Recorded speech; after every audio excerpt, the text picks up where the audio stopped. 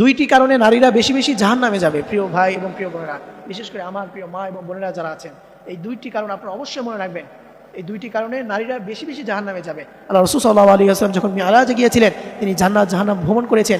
এক জাহান্নামের পাশ দিয়ে তিনি অতিক্রম করতেছেন, দেখেন জাহান্নামের ভিতরে অধিকাংশ হচ্ছে নারীরা।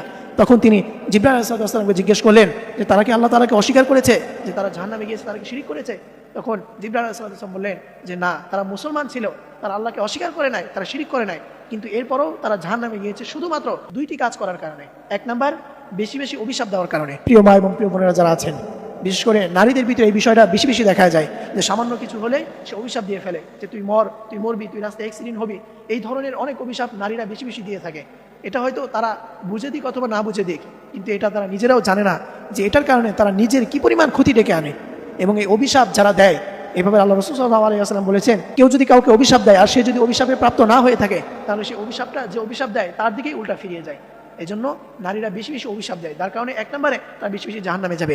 এবং দ্বিতীয় নাম্বার যেই কারণ, সেটা হচ্ছে, এটা খুবই গুরুত্বপূর্ণ বিষয়, এবং বর্তমান 95% স্ত্রীদের ভিতরে এই দুই নাম্বার কারণটা পাওয়া যায়, অথচ তারা নিজেরাও জানে না। এই কারণে তারা ডিরেক্ট জাহান্নামের ভিতরে চলে যাবে। প্রিয় মা এবং প্রিয় বোনেরা, সাবধান।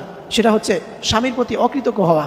অনেক স্ত্রীরা আছেন, অনেক মা এবং বোনেরা যারা আছেন, সারাদিন সব কিছুতে স্বামী তাকে এনে দেয়, সারা মাস সব কিছু দিল, কিন্তু কোনো কিছুতে যদি একটু কমতি দেয়, সাথে সাথে স্ত্রী বলে ফেলে যে তোমার সংসারে এসে আমি কিছুই পেলাম না, আমি দেখে তোমার সংসার করতেছি, অন্য কোনো নারী হলে তোমার সংসার করতো না। নাউজুবিল্লাহ, এই কথাটি বলে ফেলে। অথচ সেই বেচারা স্বামী তার নিজের সারা জীবনের দুঃখ কষ্ট বিসর্জন দিয়ে স্ত্রীর সুখ দুঃখের কথা চিন্তা করে গেল, অথচ আপনি সামান্য কিছুর কারণে আপনি বলে ফেললেন যে তোমার সংসারে এসে আমি কিছুই পেলাম না।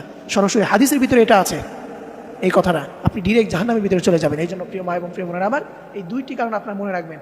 কখনো কাউকে অভিশাপ দেবেন না, এবং দ্বিতীয় নাম্বার কখনো আপনি স্বামীর অকৃতজ্ঞ হবেন না। তাহলে দেবেন ইনশাআল্লাহ আল্লাহ তাআলা আপনাকে জান্নাতি নারী হিসেবে কবুল করে নেবেন। আল্লাহ আমাদের সকল মা এবং বোনদেরকে বিষয়গুলো বুঝে আমাদেরকে এই দুইটি বিষয় থেকে এড়িয়ে চলে আমাদের সকল মা এবং বোনদেরকে জান্নাতি নারী হিসেবে কবুল করে নিন। সকলেই পড়ি আমিন।